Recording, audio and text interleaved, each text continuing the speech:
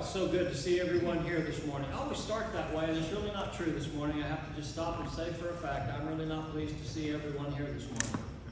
That cricket over there, don't let him be a distraction, okay? There was one on the wall a while ago, but I think maybe he saw me coming. But I'm about ready to call on Moses to remove this plague. We got to do something about the crickets. I'm telling you, this is horrible. But anyway, it's good to see all of you here this morning. Appreciate you attending. Appreciate your worship to God. I don't know how to start this other than the fact that I just want to warn you ahead of time before I start my lesson. You're not going to like this warning. I try to be upbeat when I preach and when I teach, and for the most part, it's capable. It's easy enough to do. But sometimes you just got to preach a negative lesson. And this morning's just a negative lesson. It's just the way of it. If you listen to John read that text there, I know, the sale of Christianity is in its, ultimate, it's heaven. It's the end of it.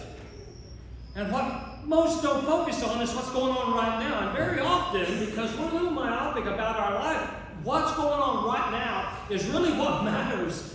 It's important to us, and what's going on right now is I'm stressed, I'm under pressure, things aren't going right in my family, I've got a bad relationship somewhere, I've got a bone in my leg, all kinds of things that happen to us, and it's right now is sometimes very important, and it's hard to see the end goal down there. And so there are lots of encouraging lessons about which, one could talk about the end goal and be very encouraging. This is not one of them. I'm just going to talk about how things are going to go right now. And I have to tell you, it's a hard sell. Yes, please become a Christian, because then you'll be persecuted, tormented, hated, and nobody's going to like you. That's a tough sell. But let me tell you the truth. As I preach to you this morning about you being a Christian today, it is not easy. It's not an accident that Jesus made the comment, which is a shock to people in the world, because they think everybody's going to heaven, and that's just not the case. Everybody's not going to heaven. As a matter of fact, in Matthew 7:13 and 14, Jesus made a contrast between the two paths that people choose for themselves to take, and what direction it's going and where it's going to lead. Now, you know what I'm referring to, that narrow, straight, constricted, hard way. And it's narrow and straight and constricted, and few there be that find it, because nobody really wants to find that one, because it's hard. Then there's the broad and the easy way where it's comfortable. It's like ours lift chair back there. Just lift you up nice and cushy. Yeah, it's just great. And that's what people want to hear when you talk about Christianity. But let me tell you for a fact, that's not Christianity. And by the way, I'm not selling it either. Christianity cannot be sold. I don't care how good the lies are. Christianity cannot be sold. Christianity is something you choose because you can understand. You have an appreciation for a chronology in life. And understand that I don't rate real high, Christ does. And that I deny myself and take up my cross and follow Him. And we're going to talk about the cross this morning. It is one of the most vivid comparisons that anyone could make about our life right now. But when Jesus said you need to deny yourself, and that's a challenge and another lesson for another time. But when He said deny yourself and take up your cross, what exactly was He talking about? He is about to leave His disciples, His apostles. He's about to leave them to be crucified, to be the sacrifice for the world. And then He's going to arise from the dead, which they still really didn't fathom. And then He's going to ascend, which they were beginning to get the idea He's leaving us, although they thought it was temporary because He was going to die. But still, He's going to leave. He's going to ascend and go into the heavens, and they're going to be by themselves, and they're concerned. They're sorrowful. In the beginning of chapter 14, He had to, He was compelled to tell them, hey, look, I'm going to prepare a place for you. So don't be fretting and worrying about me being gone. But that's going to be a fact of it. I'm going to be gone. And since I'm going to be gone, then there's going to be things that happen now to you. And He wanted Christians to understand what the reality of our life is. Not to depress us, not to put us down, not to put a black cloud over our life. There is no excuse for anyone sitting back and saying, woe is me. Okay? We are blessed so richly. And everybody normally takes that phrase to look at our physical and material well-being. And other than the crickets, we're sitting here in total comfort and just waiting for the Spirit to move someone, which really will be a cricket when it hits the woman's leg and, flies up her stockings. This is going to happen, and somebody's going to jump up and squeal and throw a cricket across the room. I can see that happen. But the point being is, when we're here in this life, it's not all good. It's going to be hard. Jesus did not want to leave his apostles without a serious reality check about who they were going to be. In fact, the events that led to his crucifixion was a kind of a wake-up call to what would happen further on down the line. And by the way, they all learned. If history does us any service at all, nearly all of the apostles, if not all, were martyred. They were killed for God's sake, for Christ's sake. And they understood that was their calling. We are very soft, my friends, and I don't mean that to be derogatory or negative or put anybody down, but we live in America where we have the freedom to meet here. And we don't have to worry about anybody running in with AKs or ARs and threatening our lives, because all we have done is said we believe in Christ.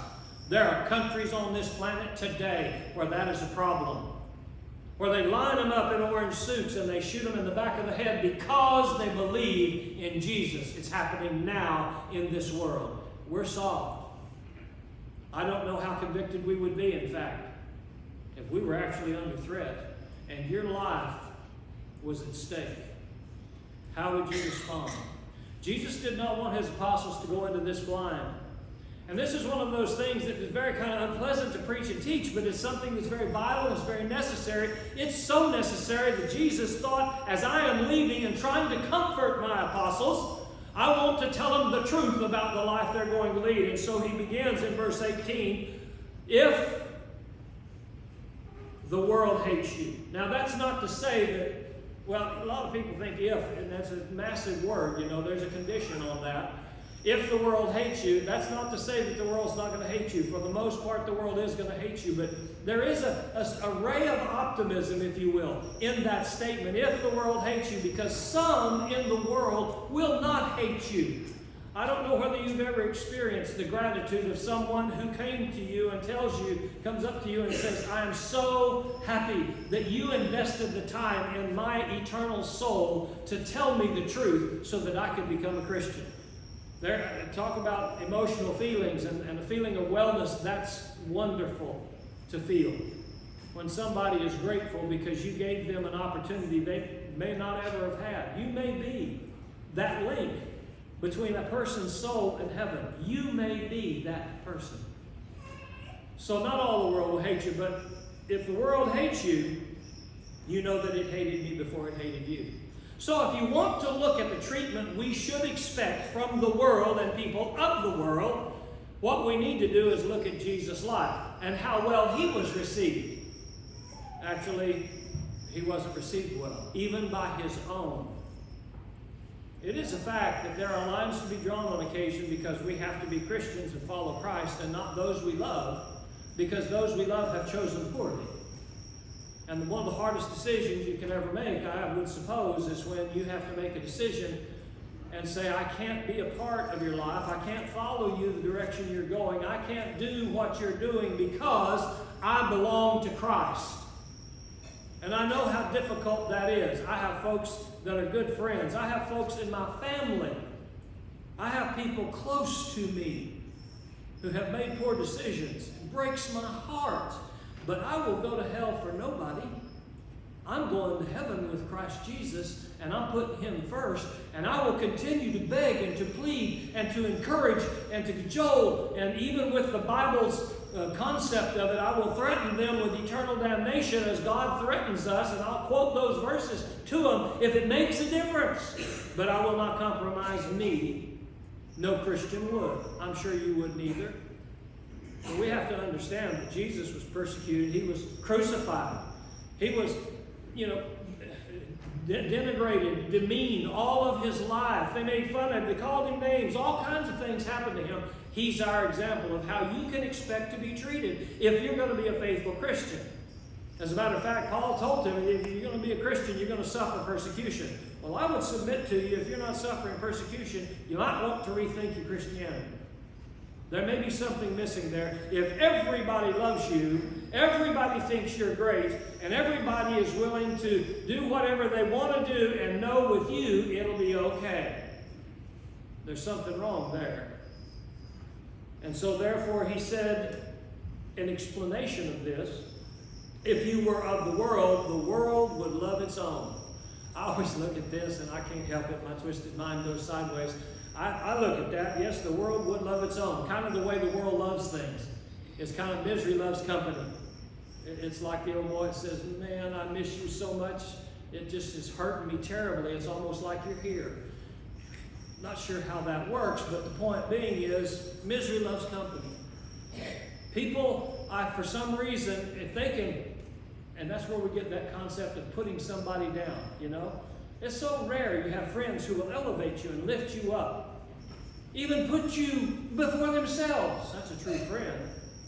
No, most of the time they want to put you down.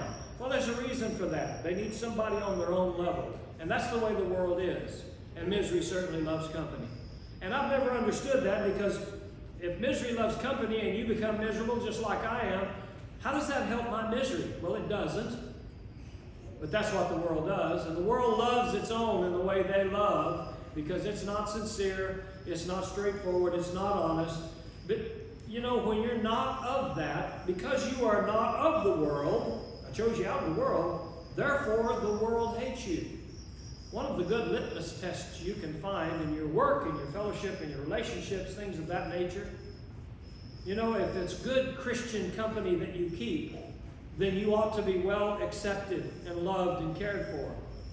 But if it's not good Christian company you keep, why is it that they think you're okay and everything's fine and we can just believe whatever we want to, and you don't make them uncomfortable in that belief? You see, when we do what's right, Jesus said the world's going to hate you. If they don't hate you, how much are you following Jesus? How closely are you attending to what he said to do? In your life, do you look like everyone else out there, or are you different because you belong to Christ? The litmus test sometimes for our Christianity really is very simple. How well do we get along, or no, let me rephrase that. How well do others think of us when it comes to things right and wrong? I've always stated, and I did this with my family years ago, and it's been a standard for me, a kind of a mantra. I would rather you respect me than like me. Let me explain that, because I really like getting along with people, and I love people, and I love people to love me, and I love to love people. But I don't love wrong. I despise sin. I hate what sin does to people, the ugliness that it brings out in them, the scars it leaves when they don't conduct themselves in a godly way. I hate the regrets that people feel when they finally concede the truth and say, you know what, I'm not doing what I should do. That sadness in that moment sometimes can just overwhelm. So much so that people begin to think I'm not worth it. What Christ did for me, I'm not worthy of it because I'm not worth it. And to be sure, we're not worthy of it, but God thought we were worth it. And so therefore he gave his only begotten Son. And yet still people reject it. That's because people love the world. If you'll notice, he says, remember that word that I said to you, a servant is not greater than his master? Here's where Jesus is going back to an incident that occurred a little bit earlier and telling them, if you want to be like me, you're going to follow what I did, and you're going to be a servant. He goes on to say, a servant is not greater than his master. If they persecuted me, and boy, they did. These apostles saw what these leaders did to him, and they were about to see one of the cruelest acts that could be perpetrated on humanity on the earth, a crucifixion, a gory, ugly thing. And they were about to see that, and he said, they will also persecute you. If they kept my word, they will keep yours also. Here is the timeless phrase that causes us to understand that as Christians, we must do what he said, and we must follow what he said and live like he said to live. And we won't get along with the world when we do that, and we should expect persecution. Because the world loves itself, they don't love truth. And so therefore, Jesus is giving them the straight skinny on exactly how things are going to go. You know, it's been that way through history. It's always been that way. One of the ones you can go back to real quick and easily is in Acts, the 8th chapter, 7th and 8th chapter. There's a fellow by the name of Stephen preaching a lesson. And how did they respond? The phrase is they gnashed their teeth on him. I don't know whether you realize exactly what that means, but this is one of the expressions that is used to show rage and anger and violence all melded together in one. They hated Stephen so badly that they rushed on him like a mob. And we've seen mobs in our common culture today. We've seen them in big cities where they just go in and wreck a neighborhood for no reason whatsoever. That has nothing to do at all with whatever position they think they are taking. And here's what they did. They rushed on him as a mob, threw off their coats at the feet of a guy named Saul, and began to stone him until he's dead. And I don't know whether you can visualize that kind of thing. What level of persecution do you think we ought to expect? Well, look at what Stephen went through. They threw rocks at him till he was dead. I know people whose tenderness is such that they couldn't throw a rock at an animal. Now, I understand too, though, that people are realistic, so when they walk up to this building, stepping on a cricket has a certain crunch. Did you notice that? And by and large, most people don't mind that crunch. But I have seen delicate ladies go and try to avoid stepping on the crickets. Okay? I just stomped through with my big old wide feet and hit them all.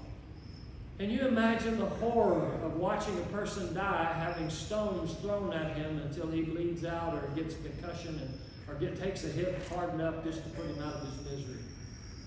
You know, when we talk about persecution, very often we're talking about somebody calling us a name. Or maybe, worst case scenario, deciding they don't want to be around us anymore because of what we stand for.